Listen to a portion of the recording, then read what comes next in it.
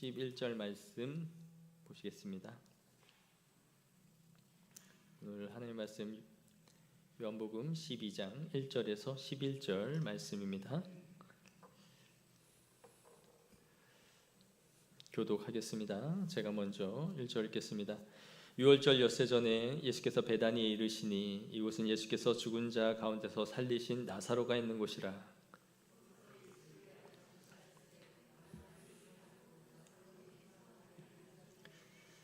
마리아는 지극히 비싼 향유 곧 순전한 나드 한 근을 가져다가 예수의 발에 붓고 자기 머리털로 그의 발을 닦으니 향유 냄새가 집에 가득하더라.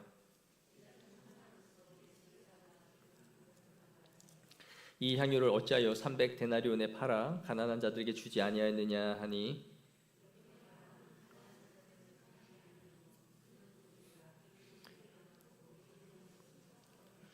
예수께서 이르시되 그를 가만히 두어 나의 장례할 날을 위하여 그것을 간직하게 하라.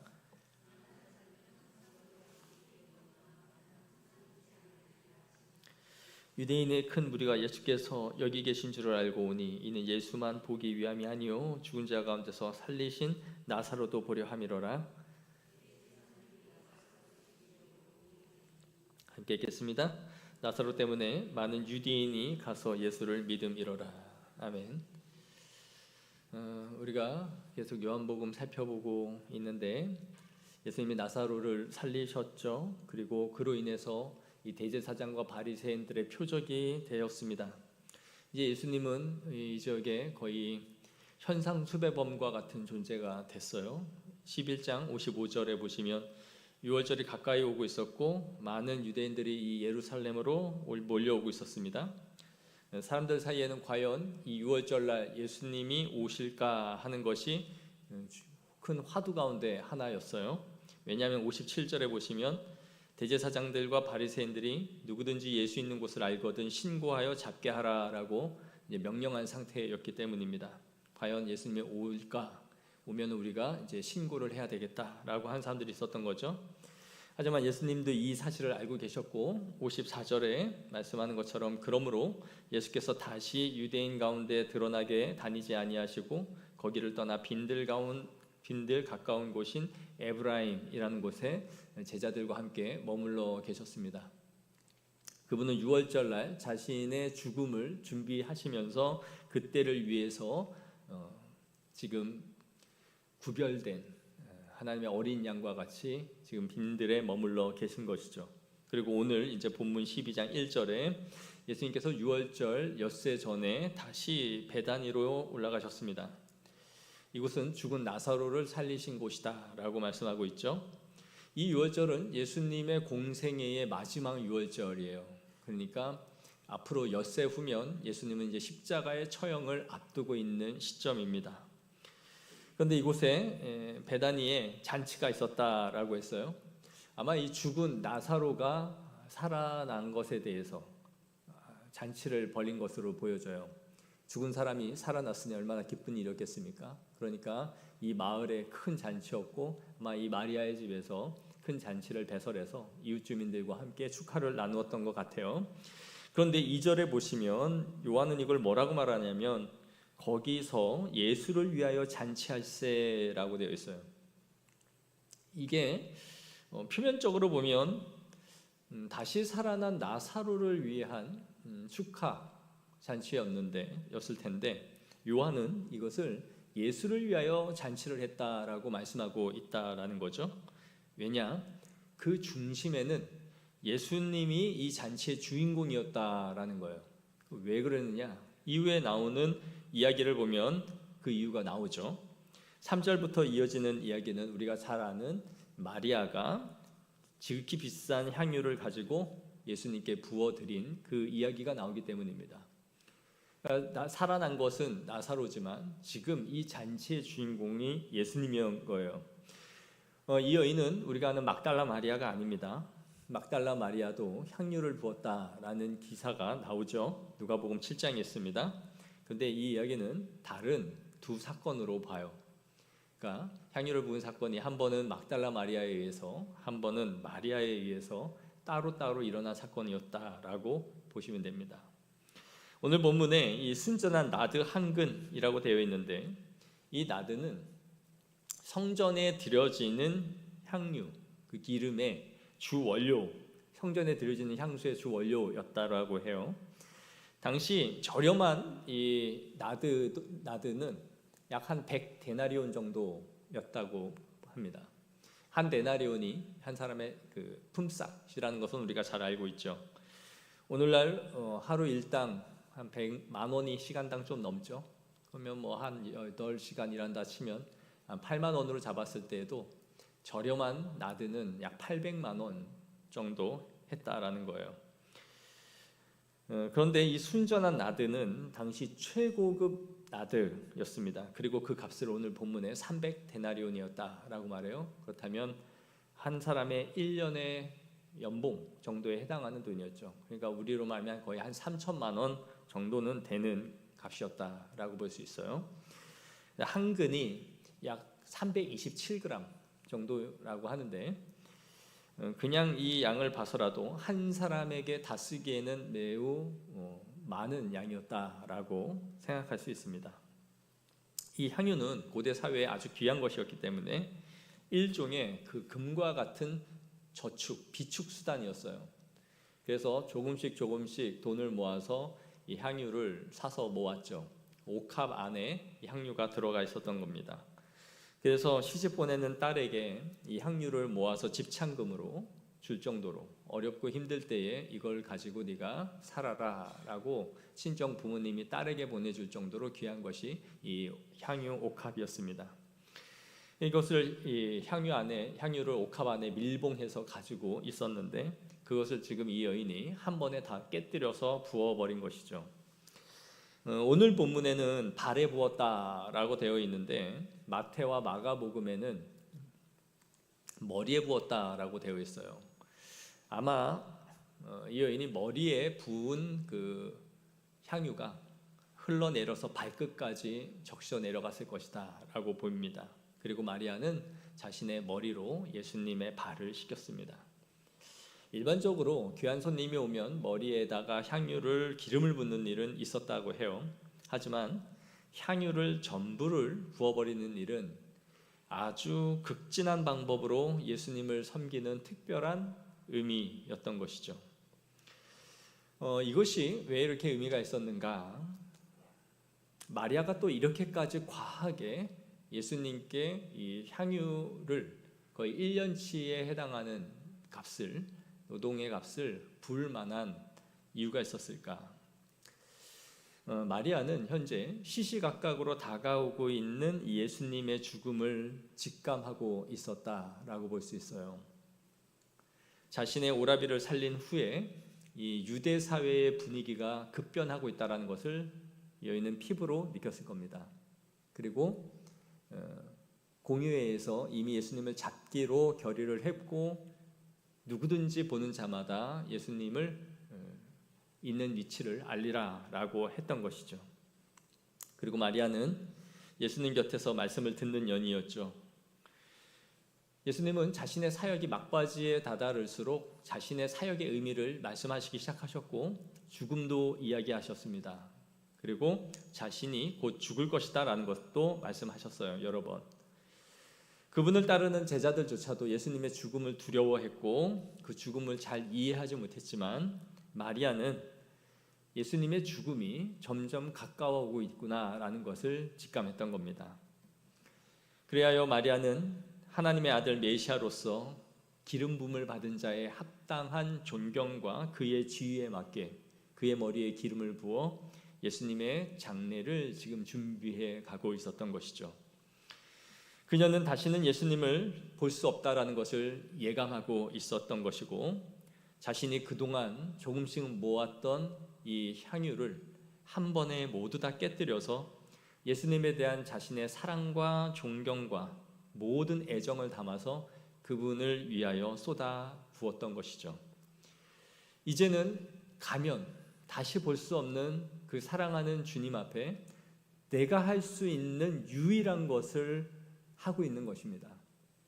마치 우리의 자녀가 생명이 얼마 남지 않았다면 무엇이든 뭐라도 해서 추억과 이 아이와 나의 시간을 들여서 무언가를 하고 싶어 하겠죠.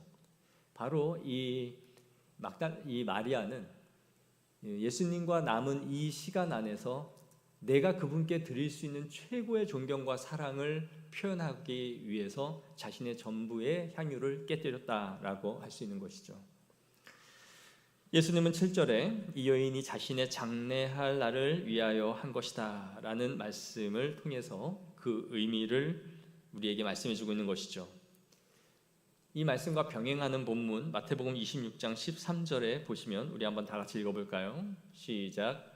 내가 진실로 너희에게 이르노니 온 천하에 어디서든지 이 복음이 전파되는 곳에서는 이 여자가 행한 일도 말하여 그를 기억하리라 하시니라.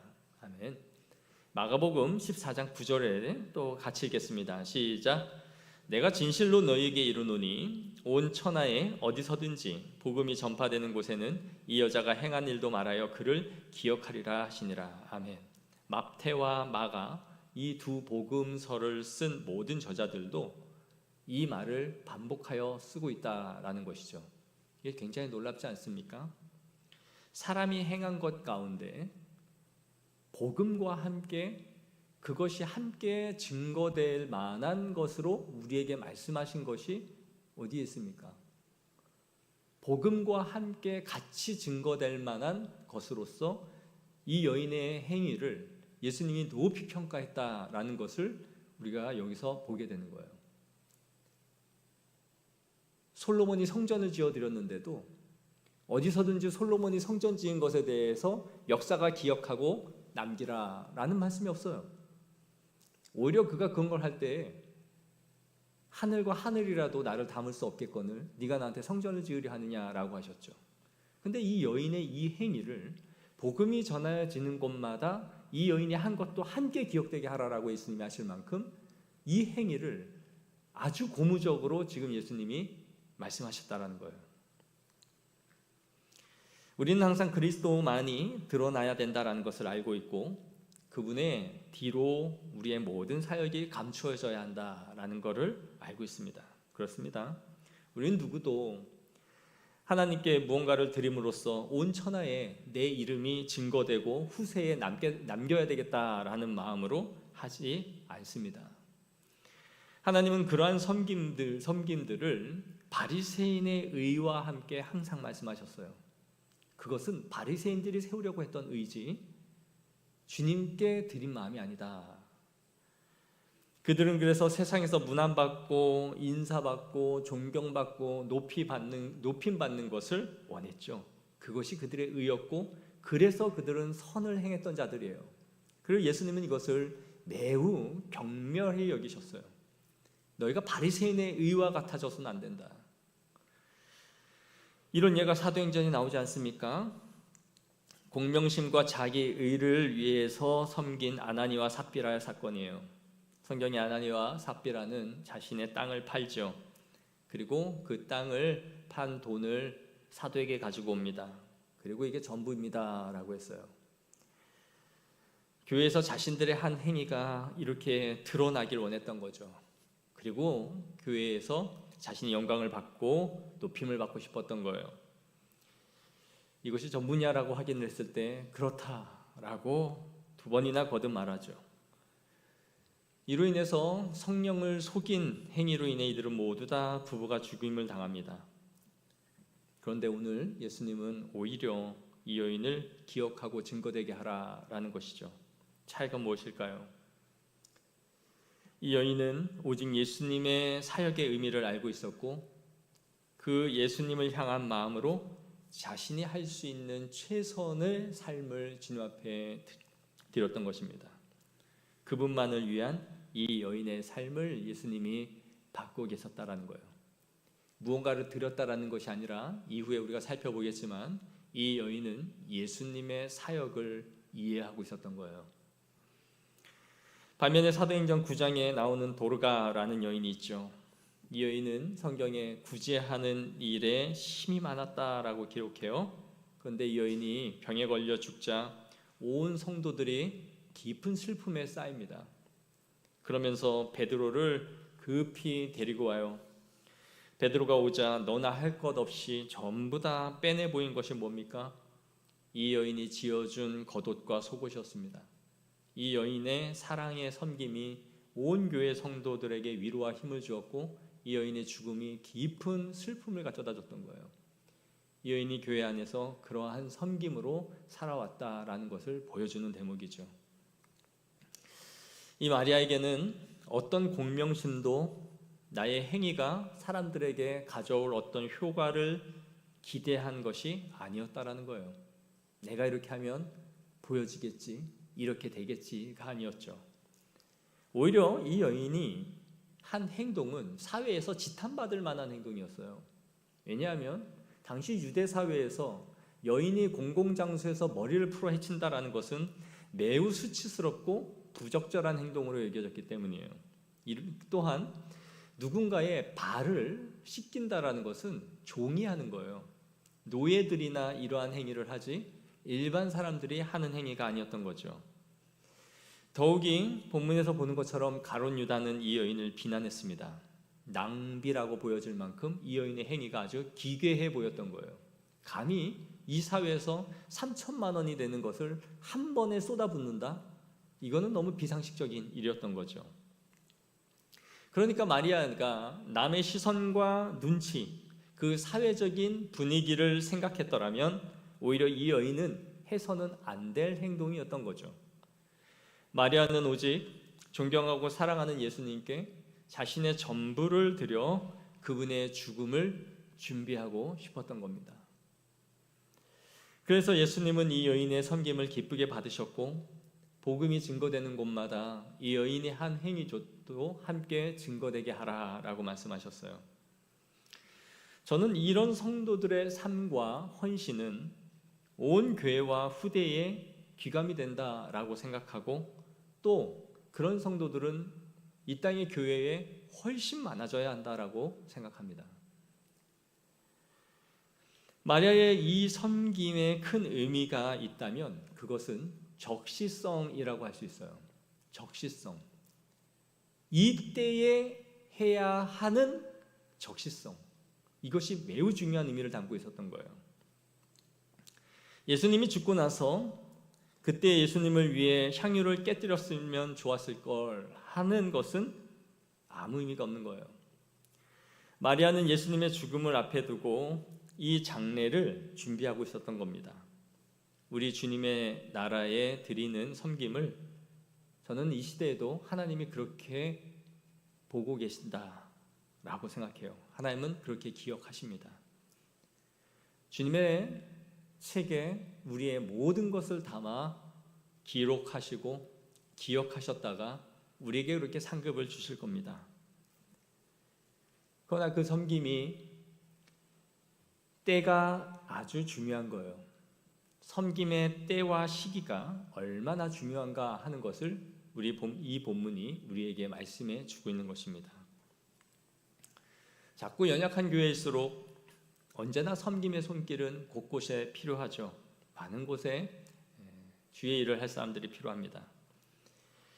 그럴 때에 아무도 없는 그 자리에서 섬기는 그 한 사람은 이후에 교회가 안정되어져서 그 일을 섬길 사람이 10명이 되고 100명이 섬기는 때와는 비교가 되지 않는 거예요. 교회가 부흥하고 성장해서 이것저것 할 수 있는 사람들이 곳곳에 생긴 때에 섬긴 것과 그 한 사람이 그 시대에 그때에 섬기는 것은 그 가치와 힘이 매우 달라요.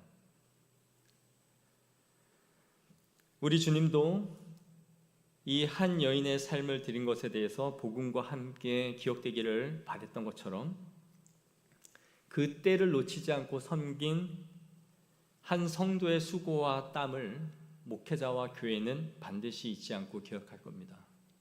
저는 우리가 그렇게 되기를 원해요. 자신의 자리에서 그저 주님의 일이기에 그 자리를 묵묵히 섬겨나간 성도들을 잊지 않고 주님은 그분의 나라에서 우리를 기억하며 목회자도 기억할 겁니다.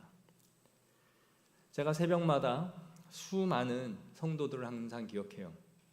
그때마다 제가 하는 기도가 뭔지 아십니까? 주의 일에 충성된 자들의 삶을 평안케 해주시기를 날마다 구해요. 하나님, 저들은 하나님께서 은혜와 복을 주시고 평안케 하신다면 자신의 물질과 시간을 하나님 앞에 드릴 사람들입니다. 그들의 믿음대로 섬길 수 있도록 허락해달라고 해요. 기도를 하면서도 풍성한 시간과 물질이 있어도 섬기지 않을 것 같다라는 생각이 드는 사람이 있을까요? 있을까요? 유감스럽게도 있어요. 있어요. 그 기도의 간절함이 배어나오는 정도는 달라요. 그러나 목회자는 압니다. 저 사람에게 시간과 물질이 허락된다면 주의 일을 위하여 많이 흘려보낼 사람이다. 그걸 주님도 아신다면 넘치게 부어달라고 구해요. 하나님. 오히려 그렇게 있는 힘을 가지고 세상을 향해 흘러가는 사람들 많이 있습니다. 그렇게 가는 길이 보인다면 목회자가 그 길이 어떤 길인지를 알기에 그 길이 열리기를 구하는 것이 두려울 때가 있어요. 저 사람은 저런 기도를 원하지만 주님은 저의 마음을 아십니다. 그 믿음의 이상을 구하고 있다면 주님께서 믿음의 분량대로 허락하옵소서. 그리고 주님께서 부으신다면 믿음을 키우사 믿음에 맡겨 주시기를 구하는 거예요. 그것이 바른 것이기 때문이에요. 사랑하는 성도 여러분, 가장 힘들고 어려울 때 교회를 위해 수고한 목회자가 있다면, 또 그리고 그 목회자를 도운 성도들이 있다면 그들이 존경을 받고 후대에 그들의 이름이 후손들에게 기억되는 것은 결코 나쁜 일이 아니죠. 결코 나쁜 일이 아니에요.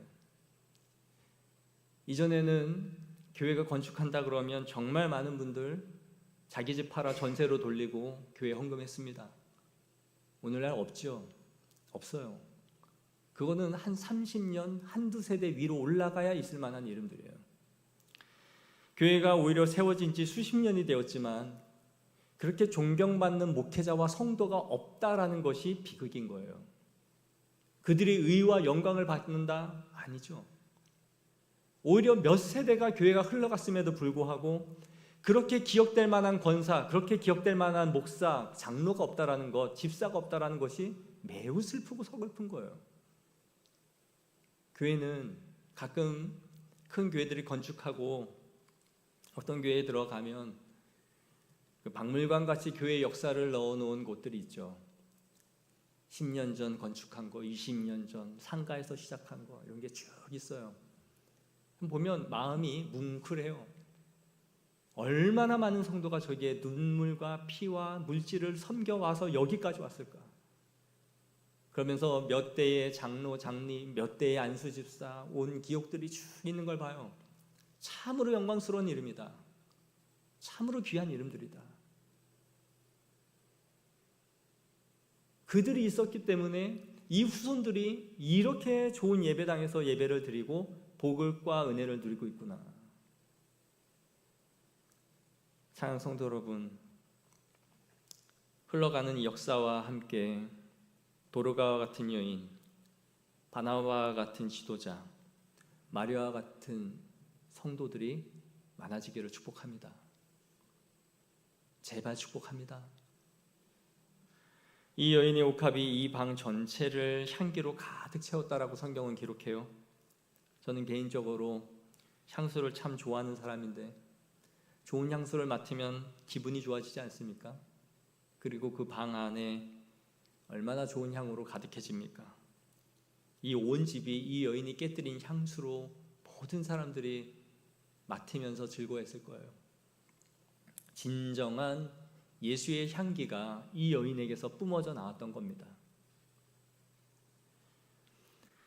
이 여인의 행위가 영적으로 보면 아주 큰 의미를 지닌 거예요. 예수님은 성전 자체가 아니셨습니까? 그분은 성전을 완성하신 분이에요. 그렇다면 마리아의 이 헌신은 성전을 거룩하게 하며 성전에 드려진 향유였던 거죠. 그리고 이 성전을 향기로 가득 채운 것이었습니다. 하나님 앞에 드려진 향유였던 거죠. 한 사람 예수를 섬긴 것이었지만 영적으로 보면 예수님의 핏값으로 사신 주님의 몸을 섬긴 것이에요.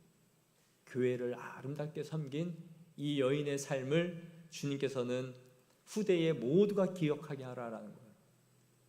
이 의미가 무엇인지를 우리에게 가르쳐 주고 있는 것이죠.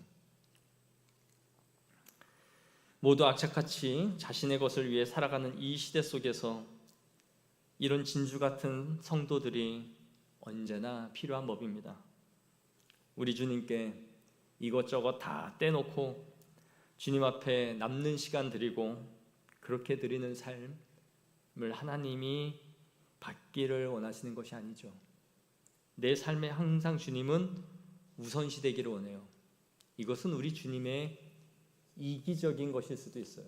그분의 질투이자 이기심이에요. 그러나 이것은 마땅한 거예요. 우리는 남아있는 우리의 시간 안에서 그분을 위해 우리의 시간과 우리의 물질과 마음을 드리고 영원한 것을 위하여 사라질 것들을 사용해 가는 것입니다. 다 사라질 것입니다. 여러분의 물질도 건강도 시간 안에 녹아 없어져 버릴 거예요. 물질 생각해 보십시오. 있던 것 같은데 지나보면 그 돈이 진짜 어디 발이 달렸는지 다 사라지고 없죠. 정말 신기한 게 돈입니다. 그러나 주님에게 사용된 모든 것은 그분의 큰 상급입니다. 하나님은 그걸 기억하신단 말이죠. 우리의 모든 시간도 우리의 건강도 다 그렇게 사라질 겁니다. 내 인생 되돌아보면 뭐하다 이렇게 늙었지? 애 키우고 시집 보내고 장가 보내니까 그냥 내 세월 꺾였고 없어졌구나. 그러나 여러분, 그 삶 안에 우리가 주님께 드린 것이 녹아져 있다면 매우 보람될 거예요. 한 교회를 위하여 충성되게 섬기고 나로 인해 어떠한 영혼들이 살아나 있고 내가 권사님, 목사님 말씀 때문에 이렇게 풍성한 은혜를 누리며 건강한 성도가 됐습니다 라고 그 한마디를 누가 할 수 있다면 그만한 가치는 무엇과 바꿀 수가 없는 게 아니죠. 무엇과 바꿀 수 없는 거예요. 내가 정말 영원한 것을 위해 모든 것을 심었구나라는 그 기쁨 가운데 우리는 눈을 감을 수 있는 겁니다. 그것을 알아야 성도예요. 그걸 많이 깨닫고 누리며 흘려보낼 수 있는 삶이 주님께서 영광 받으시는 삶인 줄 믿습니다. 이런 와중에 이 유다를 보세요. 이 여인을 비난합니다. 300데나리온이나 되는 향유를 한 번에 써버린 이 여인이 낭비를 했다는 거죠. 그는 아주 그럴듯한 말로 이 여인의 행위를 비하해요. 이것을 팔아서 가난한 자들에게 주었더라면 얼마나 많은 사람들이 유익을 얻을 수 있겠느냐라는 거죠. 굉장히 뛰어난 투철한 복지가입니다. 사랑이 아주 많은 인간처럼 말을 해요. 예수님은 평소에 약자에 대한 사랑과 배려가 많은 분이지 않았습니까? 그런데 이런 예수님이 이 여인이 하는 행동을 보면서 나무라거나 왜 이걸 이렇게 낭비하냐? 다른 사람들에게 다 팔아서 주어도 될 것을 너 너무 과하다. 그렇게 하시지 않고 오히려 이것을 받고 계시는 모습을 보면서 마리아와 예수님을 함께 돌려가기를 하고 앉아있는 거죠. 예수님을 직접 비난하진 않았지만 당신도 약자를 위해 여태까지 사역했잖아요. 그런데 이 여인이 하는 것을 이렇게 묵묵히 그냥 보고만 있는다고요? 당신도 똑같습니다. 6절에 그의 본심을 말해주죠. 이렇게 말하면 가난한 자들을 생각함이 아니요 그는 도둑이라 돈계를 맞고 거기 넣는 것을 훔쳐가미로라. 가룟 유다는 제자들 중에 재정을 담당하고 있는 사람이었습니다. 그러나 그는 그 공금을 횡령하고 착복하고 있었다라는 것을 말해주고 있는 거죠. 그는 약자를 위해서 이 말을 하고 있는 것이 아니라 이 돈으로 배를 채울 내 기회가 사라졌다는 것에 대한 분노였습니다. 이것을 예수님께 그냥 드리고 예수님의 사역에 쓰세요라고 드렸더라면 내가 이것을 틈틈이 팔면서 내가 착복할 수 있는 기회가 얼마나 많았을 텐데 이걸 한 방에 깨뜨려서 내가 가질 수 있는 기회를 날려버렸구나라는 것에 대한 분노였던 거죠. 그의 탐심과 탐욕이 어떻게 드러납니까? 여기에 비할 바가 없는 돈 은 30의 예수를 팔아 없애버리죠. 끝까지 그는 돈을 얻고자 예수님을 팔아버린 인간으로 역사에 길이 남았습니다.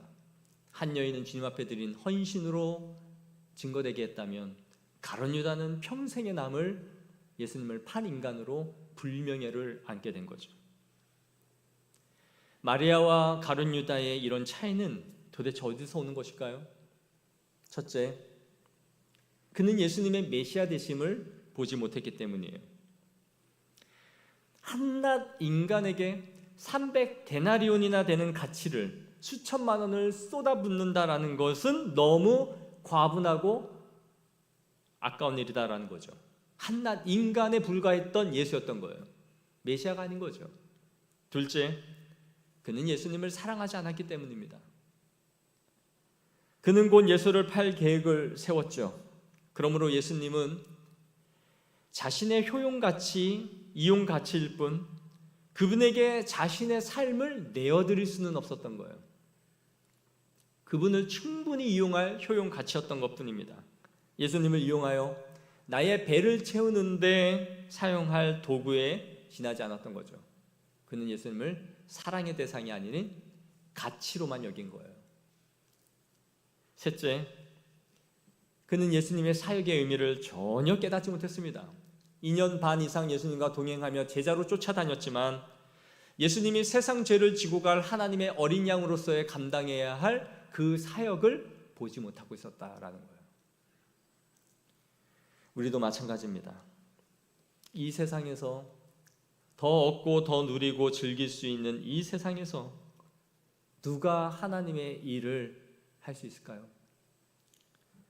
누가 종이 되어 그분의 발을 씻길 수 있을까요? 그것은 예수님이 이 세상에 오신 임금이시오 하나님의 기름 부음 받은 자인 것을 알고 그분이 나의 죄를 대속하신 구주이심을 아는 자만이 주님 앞에 이러한 삶을 살아갈 수 있는 것입니다. 그분의 진정한 가치를 알아볼 때에 가능한 것이죠.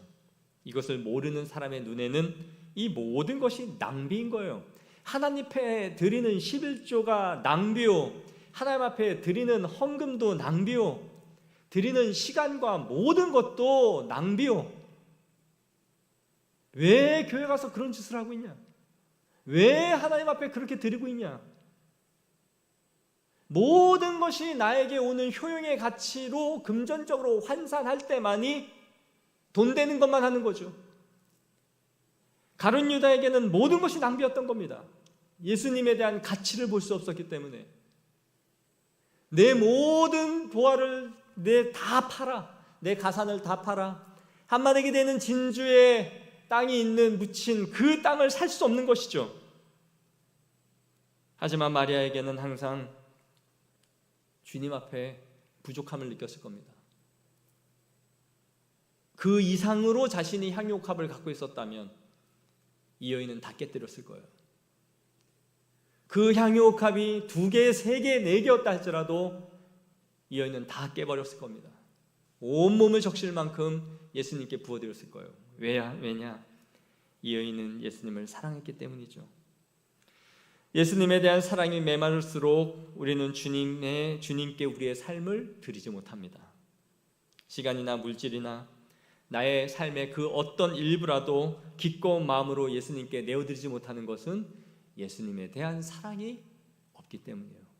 그거는 부인할 수 없는 우리의 마음의 정서입니다. 사랑의 마음과 정서는 반드시 그렇게 흘러가게 되어 있는 거예요. 예수를 믿음으로 무언가 내가 얻고 누릴 것만을 찾는 것이죠.